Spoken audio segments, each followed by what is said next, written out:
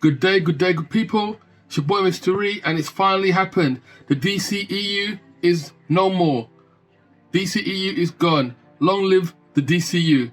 Lots of announcements from James Gunn yesterday and Pete Safran, so let's get into them. The first thing I think that was the most ambitious thing I heard, which I think has never been done, not even the MCU has done this, is combining all mediums, so from film to TV to animation and games, combining all that into one cohesive universe. I think that is a absolutely momentous task that's never been done before. Same actors, voice actors, going across from film to animation and games as well. That's a very, very big task. It's one of, our jobs, mine and Peter's, is to come in and make sure the DCU is connected in film, television, gaming, and animation. That the characters are consistent, played by the same actors, and it works within one story. That's the most ambitious thing I think they're planning to do, I think, across this DCU. And if something is outside of that, like Matt Reeves' Batman or Todd Phillips' Joker or Teen Titans Go, that it is clearly labeled as DC Elseworlds, outside of the mainstream DCU continuity. Anything that's not part of the whole DCU mainframe, these are the other worlds, the Elseworlds rather. I'm not sure I like the phrasing too much, Elseworlds, but it might grow on me, who knows. But it does actually give them quite a good opportunity, I'm thinking, because you've got things like, obviously the Batman was a 3-hour film, it's a 15, so not really for all the kids in that way. The Joker is an R-rated film. So DC Elseworlds might actually become their R-rated label, or their a label for more mature content. So I think it's actually quite a good way of getting away with it. So they actually have their main frame, they also have the side frame where they can actually put more adult, more grown-up stuff on it as well. That doesn't have to actually tie into everything else. So I think that's actually quite a good idea when I actually thought about it for a bit. So rather than go for phases like Marvel, they're going to go for chapters. So chapter 1 of the DCU is called Gods and Monsters, which kind of gives that feel of it kind of does actually feel a bit Snyderish, to be honest with you, because obviously Snyder portrayed obviously these superheroes like Superman obviously as gods, obviously some of them turns to monsters, so it does have that kind of mythos, epic feel to it, Gods and Monsters, for the chapter 1. It's going to begin with 2 animated features. First one is Creature Commandos, which is a superhero team or super team of basically weirdos. You've got a werewolf in there, you've got a vampire, you've got a gorgon, and actually they're led by a human. But that's an animated feature that's coming very weird. Again, very much what I would expect from James Gunn, to go and pick out stuff that people aren't maybe very aware of. And following on from that, you have Waller, an animated feature. It's going to be hitting HBO Max as well, voiced by the very talented Viola Davis of Amanda Waller, and it's going to dig into the murkier waters of Amanda Waller. And you can imagine the sort of things we're going to have. We already know she's a dodgy character, even though she works for the government. So she's going to be, we're going to see a lot more of her dodginess, basically, in that, from what I'm hearing.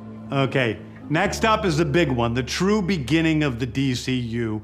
This is called Superman Legacy. This is being written by me. I'm in the middle of it. I'm having a great time doing it. And Superman will be released into theaters July 11th, 2025. Now, we've had no actor announcements or cast or director, etc. But the truth of the matter is, it's Superman. Now, regardless of who sold the most, the biggest box office, X, Y, Z, Superman is still the biggest superhero of all time, the most well-recognized of all time. So announcing a new Superman is a big deal.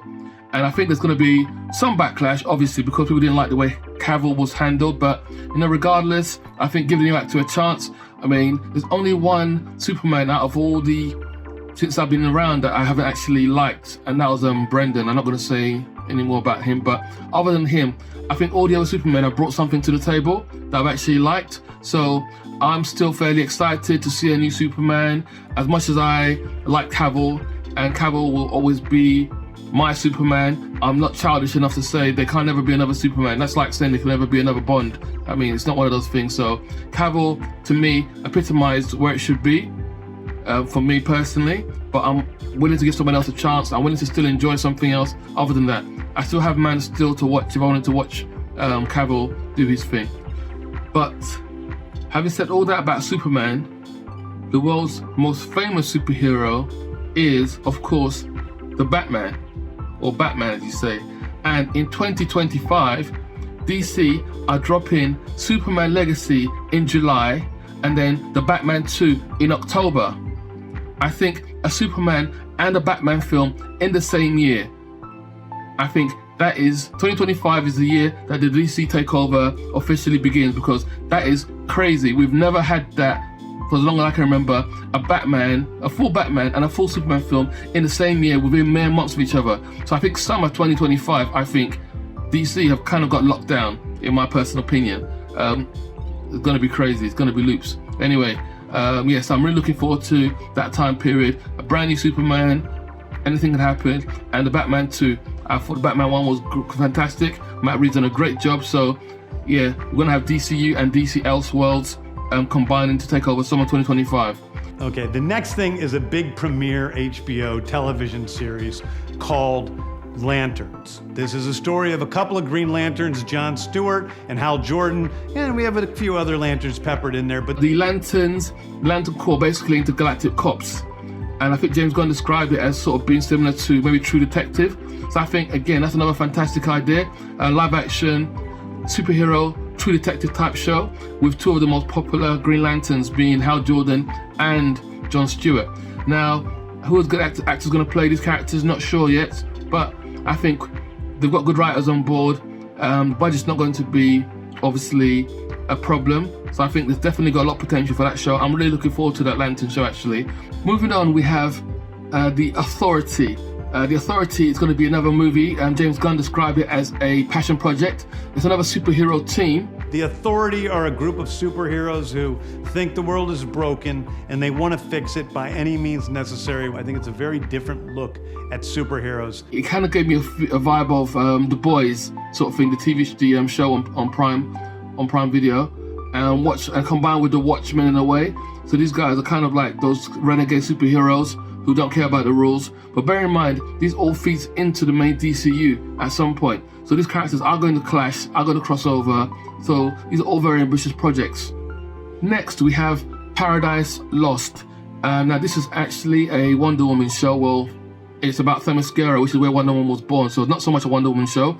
It's about the people there. And this one, he funnily weirdly described it as a Game of Thrones with Amazonian sort of thing, which I was quite intrigued with. So it's not actually clear whether Wonder Woman's actually going to be in this. It's quite possible she's not. It might just be like a sequel sort of thing about the Amazonians and about their relationship with the gods and stuff like that. So this could very well be a sequel, or prequel, sorry, to what's gone before. So we might not actually see Diana Prince, or we might see her as a child. Again, I'm not sure, but it doesn't sound like Wonder Woman's going to be the focus of this. But it's called Paradise Lost, and that will be coming as a TV show to HBO Max as well. Then we have the debut of the DCU's Batman. The introduction of the DCU's Batman is The Brave and the Bold. The Brave and the Bold is the story of Batman and his actual son, Damian Wayne. This is based on Grant Morrison's great comic book run. Damian Wayne is my favorite Robin. He's a little assassin who Batman tries to get in line, and so this is the story of the two of them and the beginning of sort of the Bat family in the DCU.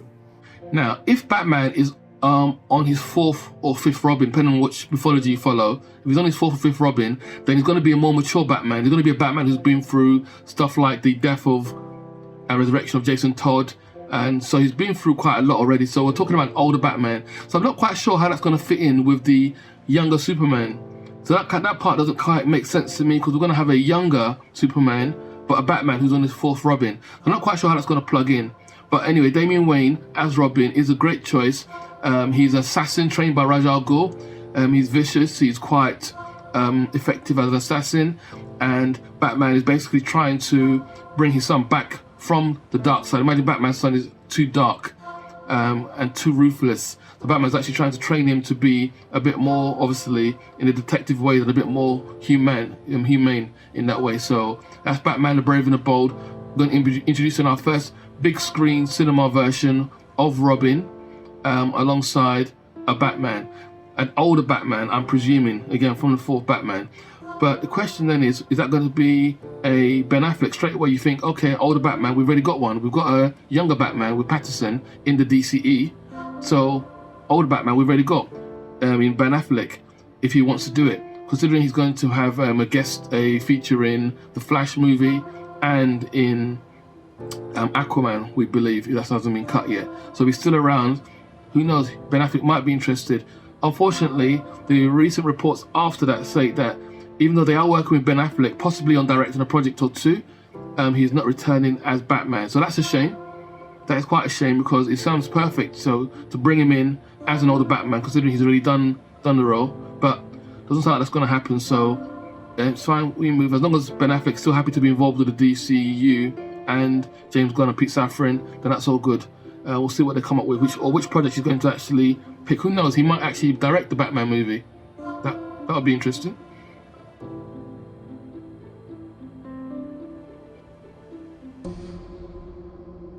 And next we have Booster Gold is announced. Booster Gold is one of comics' really popular cult heroes. He is a fascinating guy. He's a loser from the future who uses future technology to come back to present day and become a superhero so that people will love him. Now, I've been asking for a Booster Gold show or movie for a very long time. Not because he's my favorite character, don't get me wrong, but because I think he's such an interesting character. I think he's going to be, and this show is coming to HBO Max, I think Booster Gold is made for TV. He has all these advantages because he's from the future, but in reality he's actually cheating and he's actually quite a sad character in a way. But it's going to be a comedy, action comedy, sort of superhero film. And I'm sure there's going to be some sad parts in there because obviously he's quite, in his own way, a tragic character as well. And I've been asking as well, another thing I've been saying is that I think that knowing what I know about Owen Wilson, the comedy actor, again, done so many comedies, a very funny guy, but he's also got underlying sadness to him. And I think he'll be perfect for the role of Booster Gold. I've been saying it for years. Casting hasn't been announced, but I'm still hopeful that we can get an Owen Wilson Booster Gold now the show's been announced.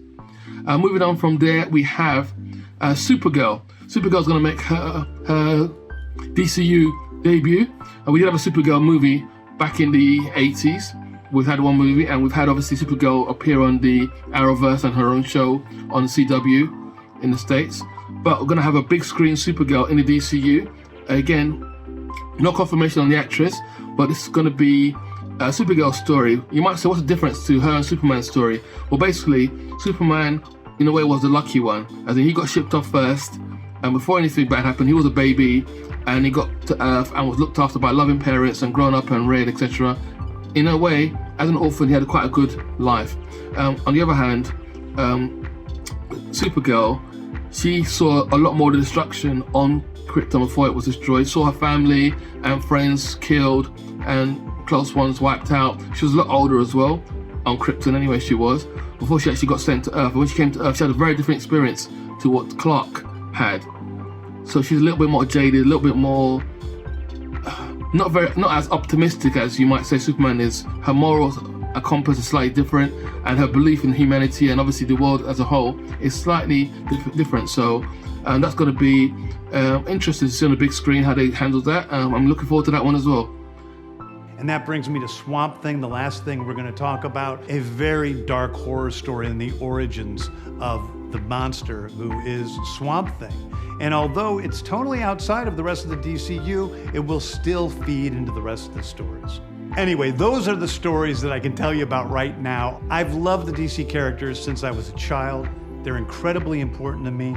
I knew that this was a once-in-a-lifetime opportunity to do something very different. One of the things that's very important for me in all of these movies and TV series is that the director's vision and the vision of the writers and all of the creators is unique and something special. Storytelling is always king. That's all that matters to us. And I want to be true to those stories. I want to be true to you guys and really give you something different than you've ever seen before. Anyway, thank you, everybody. I appreciate you watching. I hope this was exciting for you because it's really exciting for me.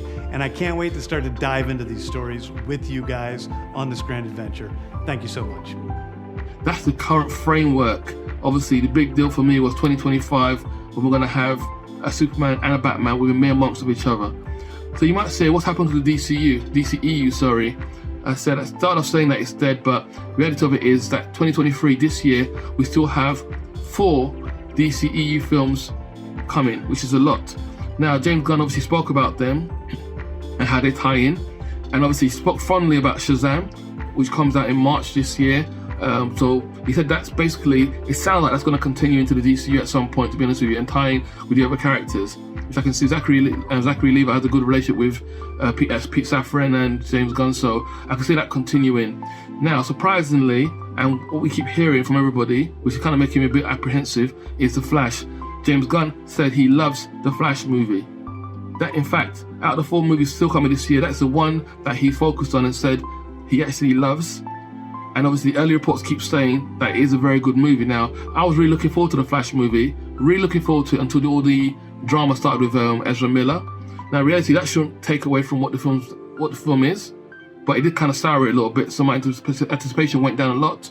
But when I keep hearing these reports, and now hear it from James Gunn himself, knowing that he had nothing to do with the film, but still coming out and saying that it's one he loves, that's like, okay, well, this film is actually going to be something special. And I'm starting to feel myself getting a little bit excited again for The Flash, because I love the Flashpoint storyline. It obviously does reset everything in the DC universe, which is kind of what James Gunn wants anyway. But we'll see. The Flash this June could be something special. Following on from that, in August, you've got Blue Beetle, which is a character that I've played in the games, not really know much about, obviously, his story. I don't think I've ever seen an animated feature with the Blue Beetle, but it's a young Puerto Rican kid, I've been a Latino kid, who gets his power with the Scarab, which is alien tech, attaches to him, and obviously gives him his power with his Blue Beetle. And we have, end of the year, we have Aquaman, Jason Momoa, making his last stand as Aquaman. Now, James Gunn said the least about this film, which is weird because I saw Jason Momoa recently said he had a meeting with James Gunn, and very ecstatic about his future within DC, and it doesn't sound like it's going to be to do with Aquaman. So obviously the rumors of him playing Lobo, another character in the DC or DCU, could be true, because he seemed very, very excited. And to be honest with you, why not? Give it a shot. Don't think Lobo's been done on in a movie character before. He's a very interesting character, anti-hero, and to be fair, he's actually more Jason Momoa than Aquaman was. So we'll see how that goes anyway. But that is DCU Chapter 1, Gods and Monsters. Now, let me know what you're looking forward to. Let me know if you thought it was meh, if you're excited about any of the projects being announced, and if you think DC has a bright future ahead of them, and they're right to do the reset. So let me know what you think. It's your boy Mystery. Next time.